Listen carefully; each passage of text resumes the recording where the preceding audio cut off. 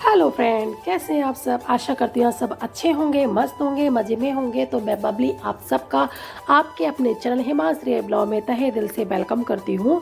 तो ये मॉर्निंग का ही टाइम है। जैसा कि आपको पता है मेरे ब्लॉग की स्टार्टिंग होती है मेरे हस्बैंड और बेटे के स्कूल जाने के बाद। तो वो जा चुके हैं, तो बस अब मैं करूँगी अपने घर के काम, क्योंकि जब तक वो लोग घर में रहते हैं मेरे काम की शुरुआत नहीं हो पाती है। क्योंकि कभी कुछ करना होता है, कभी कुछ करना होता है। और मेरे हस्बैंड करीबन 10 बजे या 10 बजे के आसपास तक ऑफिस चले जाते हैं, और मेरा बेटा तो सुबह को 9 बजे चला जाता है। तो बस फिर मैं इन लोगों के काम से मैं फ्री हो जाती हूँ। जो भी मुझे ब्रेकफास्ट वगैरह, खाना वगैरह जो भी बनाना होता है सब मेरा बन चुका है। तो ये है दोपहर का टाइम। मैं ये अब सारे काम मेरे ख़त्म हो गए थे। हिमांशु को भी मैं लेकर आ गई थी। तो ये ड्रेसिंग टेबल है ना मेरा, ये बहुत ही ज़्यादा ख़राब हो रहा था। तो मैंने सोचा कि चलो मैं इसको साफ़ कर देती हूँ अच्छे से। मैंने इसको पहले कपड़े से साफ़ किया था। जो भी इसमें डस्ट थी ना वो सारी मैंने कपड़े से साफ़ कर दी थी, क्योंकि कम से कम बहुत ही मतलब ड्रेसिंग टेबल अंदर से कितना भी ठीक कर लो, मगर रोज़ सामान निकालना होता है, रोज़ रखना होता है, तो मैसी तो हो ही जाता है। तो वो थोड़ा सा सामान मेरा इधर उधर से हो रहा था। तो फिर मैंने सोचा कि चलो आज इसको अच्छे से ना अरेंज कर देते हैं। सामान जितना भी गड़बड़ हो रहा है ना सबको ठीक से अच्छे से लगा देते हैं। मैं इसमें ड्रेसिंग टेबल में न्यूज़पेपर का ही यूज़ करूँगी, कि न्यूज़पेपर जो होता है ना गंदा हो जाए ना तो आप इसको फेंक सकते हो। अगर आपको इसमें लाइनर वगैरह बिछाओगे तो उसको वॉश करना पड़ेगा, और हमारा एक काम बढ़ जाता है। और आपको पता है सर्दियों में दिन तो वैसे भी छोटे होते हैं, तो हमारे पास इतना टाइम नहीं होता है। तो बस मैंने इसलिए न्यूज़पेपर का यूज़ किया है। जितना भी सामान है ड्रेसिंग टेबल का मैं सारा ही रख दूंगी। पर मैं ज़्यादा कुछ रिकॉर्ड नहीं कर पाई। मेरे पता नहीं कैमरे को क्या हो गया था, बीच में मेरा कैमरा ऑफ हो गया था, और जब मैंने देखा पलट के तो मेरी वीडियो नहीं बन रही थी। मैंने दोबारा से स्टार्टिंग की थी। तो फिर अब ये शीशा है, ये शीशा भी बहुत गंदा सा हो रहा था बाहर से। तो मैंने इसको ना कॉलिन से ही साफ़ करती हूँ। शीशे जो होते हैं घर के, तो उनको कॉलिन से ही मैं साफ़ कर देती हूँ। तो फटाफट से मेरा शीशा भी हो चुका है एकदम से साफ़। और साफ़ करने के लिए ना मैं किसी नैपकिन पेपर या किसी का यूज़ नहीं करती, मैं न्यूज़पेपर का ही यूज़ करती हूँ। क्योंकि न्यूज़पेपर से जो होता है ना इसका शीशा मिरर बहुत अच्छे से साफ़ हो जाता है ड्रेसिंग टेबल का। ड्रेसिंग टेबल में बाहर से तो डेली ही साफ़ कर देती हूँ, मगर फिर भी पता नहीं कहाँ से फिर भी इतनी डस्ट आती है कि मुझे रोज़ डेली ही डस्टिंग करनी पड़ती है। मतलब कुछ पार्ट जहाँ ज़रूरी लगता है वहाँ मैं डस्टिंग डेली की कर देती हूँ, और जहाँ मुझे नहीं लगता है कि अभी तो वहाँ मैं 1 या 2 दिन छोड़ के डस्टिंग करती हूँ।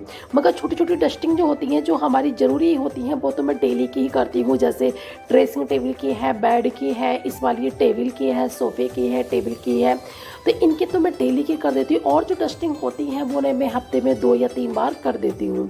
तो फटाफट से मैंने अपना ड्रेसिंग टेबल कर दिया था, अरेंज हो गया था ड्रेसिंग टेबल मेरा सेट। अब मैंने सोचा कि चलो बेड पे भी डस्टिंग कर देते हैं, क्योंकि सुबह तो मैंने झाड़ू पोछा सब कर दिया था। बस मेरी ये डस्टिंग थोड़ी सी रह गई थी, क्योंकि स्कूल का टाइम हो गया था, तो फिर मैंने छोड़ दिया था। फिर मैंने सोचा कि चलो आके ही कर देंगे इस काम को, क्योंकि दिन इतने छोटे हो गए हैं ना, सच्ची बता रही हूँ कि समझ में नहीं आता कि दिन कहाँ ख़त्म चला जाता है। तो ये वाला शीशा ही मेरा गंदा हो रहा था। इस वाले शीशे को भी मैं कॉलिन से ही साफ़ कर दूंगी, क्योंकि इतने छोटे दिन है, आपको भी पता है कि खाने पीने में ही निकल जाता है दिन, बिल्कुल भी टाइम नहीं मिलता है अपने लिए। तो बिल्कुल भी टाइम नहीं मिलता है। बहुत टाइम से मैं अपना स्किन केयर भी नहीं कर पा रही हूँ। मेरी स्किन इतनी बेकार हो रही है, पर टाइम ही नहीं मिल रहा है कि मैं कुछ स्किन केयर करूं। पर अपने लिए भी टाइम निकालना बहुत ज़रूरी होता है। पर हम हाउस वाइफ जो होती है ना, सबसे पहले जो देते हैं हम अपने परिवार को देते हैं, अपने बारे में बाद में ही सोचते हैं। वही मेरे साथ है। तो ये मेरा हैंड वॉश भी ख़त्म हो गया था, फिर मैंने सोचा कि चलो इसको हैंड वॉश को भी भर देते हैं। तो वही है कि मैं सबसे पहले वरीयता अपने परिवार को देती हूँ, अपने घर काम को देती हूँ। अपने बारे में तो मैं बहुत कम टाइम निकाल पाती हूँ। शादी से पहले ऐसा नहीं था। शादी से पहले तो हम हर चीज़ अपने टाइम से करते थे, अपना स्किन केयर भी करते थे। सच्ची बता रही हूँ, मैं हफ्ते में 3 face pack, homemade face pack होते हैं ना, वो लगाती थी, और बालों की बहुत अच्छी से मैं केयरिंग करती थी। पर इस शादी के बाद कुछ भी नहीं है, कुछ भी नहीं हो पाता, बस घर के काम ही हो पाते हैं। तो ये सारे, मेरा मंदिर भी बहुत गंदा हो रहा था, तो फिर मैंने सोचा कि चलो इसकी भी साफ़ सफाई कर देते हैं। ये मुझे लगता है मेरे ही साथ नहीं सबके साथ होगा। शादी के बाद हमारी लाइफ बहुत चेंज हो जाती है। शादी से पहले हमारे ऊपर इतनी जिम्मेदारियाँ नहीं होती, हम फ्रीडम वाली हमारी लाइफ होती है। पढ़ना होता है, खाना खाना होता है, जो थोड़ी बहुत मम्मी की हेल्प करानी होती है, है, बस इतना ही होता है, फ्रीडम वाली लाइफ होती है, कोई टेंशन नहीं, कुछ नहीं। और शादी के बाद तो सारी जिम्मेदारियां हमारे ऊपर आ जाती हैं। तो इस तरीके से सोचा जाए तो हमारे माँ बाप भी हमारे लिए कितना कुछ करते हैं, जैसे हम अपने बच्चों के लिए करते हैं।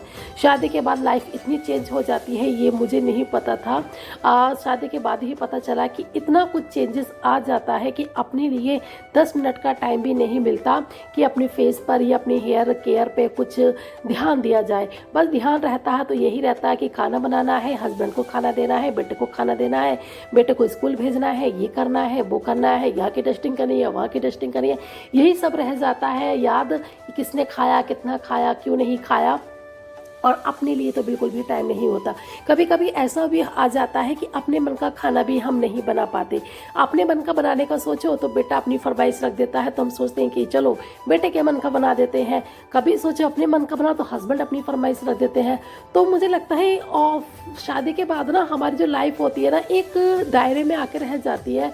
मतलब यही है कि हम ना अपने आप को भूल जाते हैं, अपने हस्बैंड में और अपने बेटे में ही खो जाते हैं। बस उनके आसपास ही हमारी ज़िंदगी घूमती है और उनके परिवार के आसपास हमारी ज़िंदगी घूमती है। हमारी तो अपनी कोई ज़िंदगी होती ही नहीं है। मगर फिर भी पता नहीं क्यों कोई अगर इतना कुछ करने के बाद भी इम्पोर्टेंट हमें ना मिलती है ना, तो बहुत दुख हो जाता है कि ऐसा लगता है कि हम इतना कुछ करते हैं पर ये लोग हमारी इम्पोर्टेंट को बिल्कुल भी नहीं समझते हैं। वैसे तो समझते सब हैं मगर फिर भी थोड़ा बहुत कहीं ना कहीं लगता ही है। तो ये देखिए मेरे बेटे ने की थी मुझसे फरमाइश पोहा बनाने की, तो मैंने उसके लिए पोहा बना के दिया था। वो पोहे में कुछ नहीं खाता, बस जीरे से छोंकना होता है, लाल मिर्ची, थोड़ी सी नमक और हल्दी, बस इतना सिंपल खाता। वो वेजिटेबल्स वगैरह, करी पत्ता वगैरह कुछ भी इसमें नहीं डालने देता है। तो बन गया है पोहा, मैं इसको फटाफट से दूंगी खाने के लिए। पोहा बहुत अच्छा बना था, खिला खिला पोहा बना था, जैसा उसे पसंद था वैसे ही मैंने बनाया था और मैंने भी वैसे ही खा लिया था। जो कि इतना सिंपल पोहा मुझे पसंद नहीं है, जैसे एक प्रॉपर पोहा की रेसिपी होती है मुझे वैसा वाला पोहा पसंद है।